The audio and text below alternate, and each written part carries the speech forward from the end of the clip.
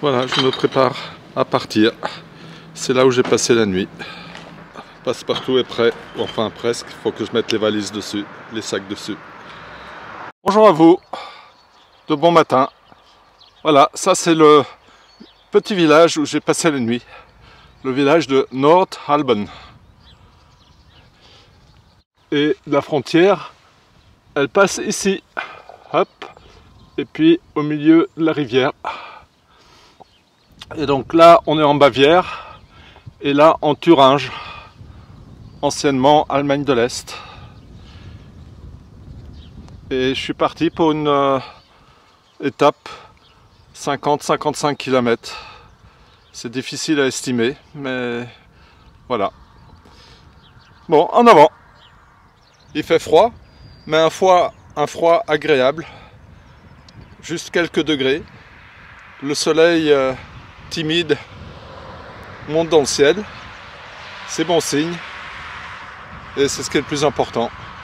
La pluie, c'est mon ennemi quand je suis sur un vélo. Vous me diriez 50 km, ouais, mais c'est pas beaucoup. Oui, mais c'est que des pistes, que des sentiers, des chemins.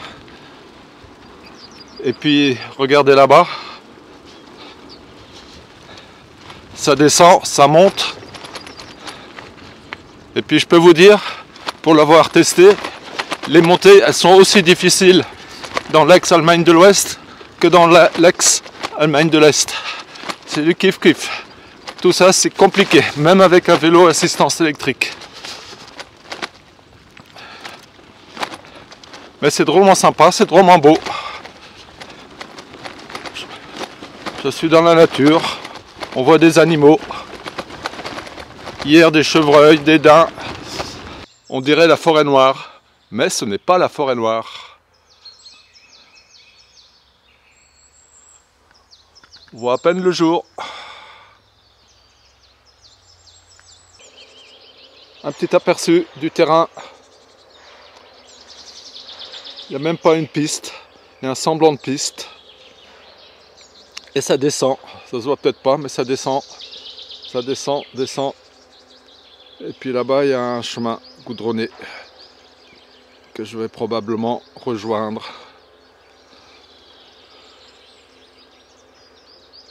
Que c'est beau. Avec mes 20 kg de bagages, ce petit passage, je vais le faire à pied.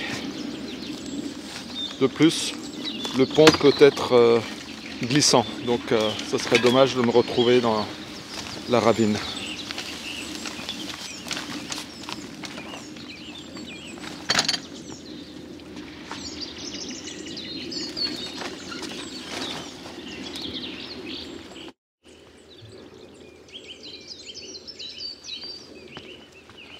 Je traverse actuellement le parc naturel de Frankenwald, la forêt des Franken.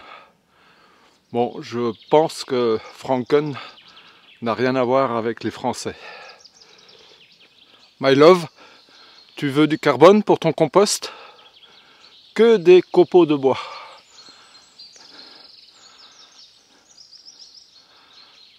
Super pour mélanger avec les produits azotés.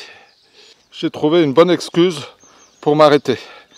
Petite pause, un emplacement ensoleillé. Et l'excuse, c'est je ne sais pas où je suis. Je ne sais pas où je me positionne par rapport à la frontière. Et donc je vais regarder. Donc moi je suis là. Et voilà. Là, il y a la Bavière. Et si je tire un petit peu,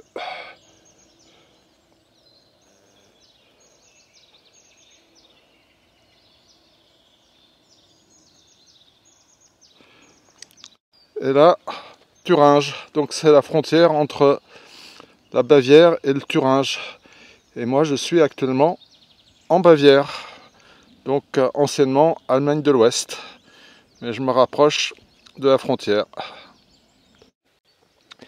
Et je suis bien retombé sur la Kolonnenweg, la voie empruntée par les patrouilles de garde-frontière et vous comprendrez avec toutes ces alvéoles et les dalles qui ne sont pas à la hauteur les unes entre les autres, et ben quand on fait du vélo dessus, ça vibre, ça vibre, ça vibre. Et en fait, c'est très désagréable. Et ma mère dirait et bebertje hele lichaam door. Voici une pierre, et c'est bien une borne frontière. Et je crois deviner un KB, donc au royaume de Bavière. Et en voici une autre, avec les mêmes marques, KB, Königsreich Bayern, royaume de Bavière.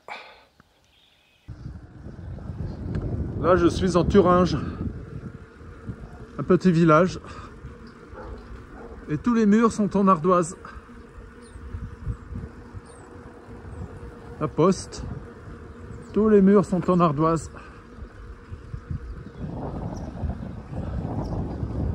Il y a une unité architecturale assez étonnante. C'est rare de voir ça. Un seul style, un seul...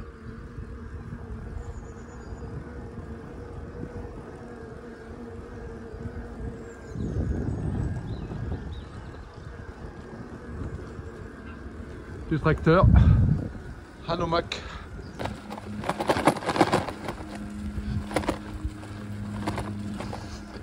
Je suis tout de même venu ici pour emprunter cette voie.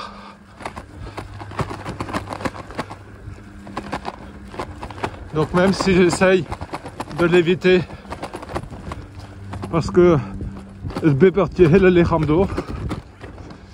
de temps en temps il faut quand même que j'aille y faire un tour.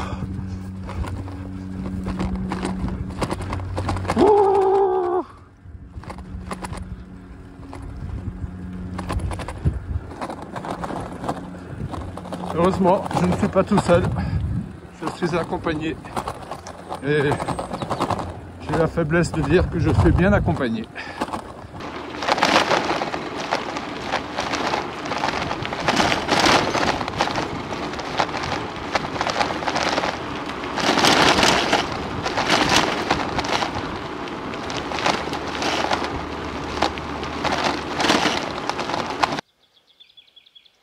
Je suis actuellement en Bavière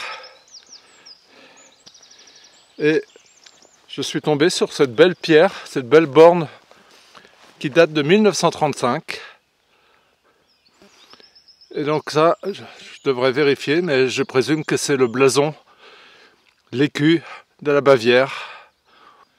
Et là, je suis côté Thuringe. Et encore une autre, avec l'inscription KB. Et de l'autre côté, il y a l'inscription, je pense, HSA. Mais je ne sais pas ce que ça signifie. Donc là, je suis côté Thuringe. Des bornes frontières ici, il y en a à peu près tous les 100 mètres. Là, je suis côté Thuringe. Et est-ce que ça veut dire 1717? Peut-être. C'est intéressant. Et donc, je le partage pour les germanophiles. Voici la frontière entre la Bavière à gauche et le Thuringe à droite. Les vieilles bornes et les sceaux là de la Bavière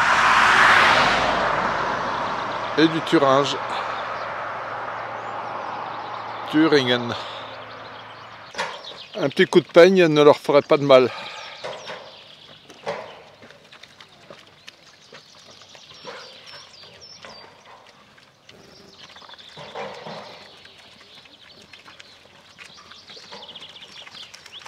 Et ça sent, ça sent, ça sent. Oh, j'ai de la visite. Une petite barrette dans les cheveux. Là est représenté un ancien poste de douane. Zollhaus. J'espère que vous allez trouver votre bonheur. Vous avez l'embarras du choix. Il y en a pour tous les goûts, pour tous les niveaux. Il y a même plein de pistes de ski de fond dans le coin. C'est la tombe d'un Est-Allemand qui a essayé de fuir vers l'ouest, mais qui a été rattrapé par la patrouille et abattu sur place.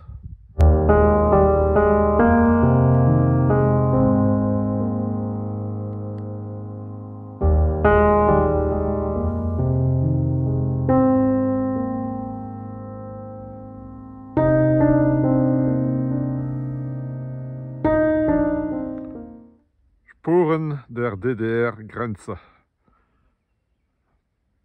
Traces de la frontière de l'Allemagne de l'Est. Et là, vous avez toujours le grand fossé.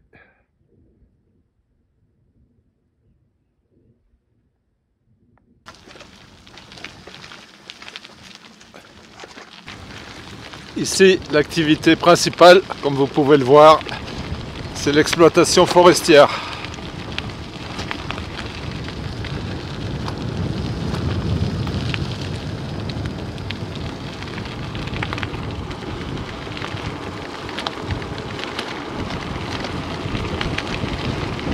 Je commence à avoir froid. Le soleil se couche un petit peu.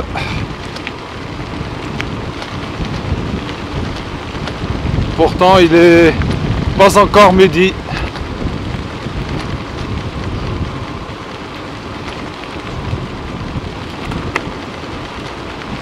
Je profite de la descente. Ça tout seul.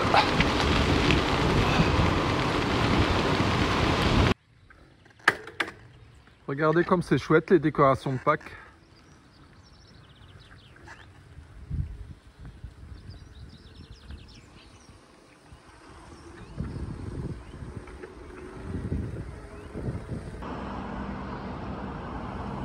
Voilà mon hôtel pour la nuit prochaine. J'espère que ce n'est pas trop bruyant. Aujourd'hui, je m'étais fixé un objectif à 50 km. Pas mal. Pour demain, je vais me fixer un objectif vers 65 km. Mais ce qui est compliqué, c'est de trouver un hôtel à 65 km. On peut trouver un hôtel à 55 km ou à 75, mais on ne trouve pas un hôtel où on veut. Et c'est ça la difficulté. Et c'est une zone qui n'est pas très habitée, donc il n'y a pas beaucoup d'hôtels. Mais bon, on trouvera.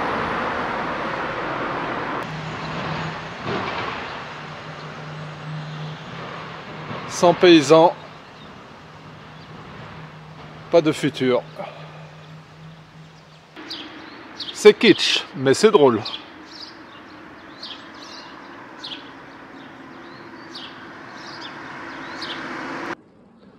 Voilà où j'ai parqué Passepartout pour la nuit.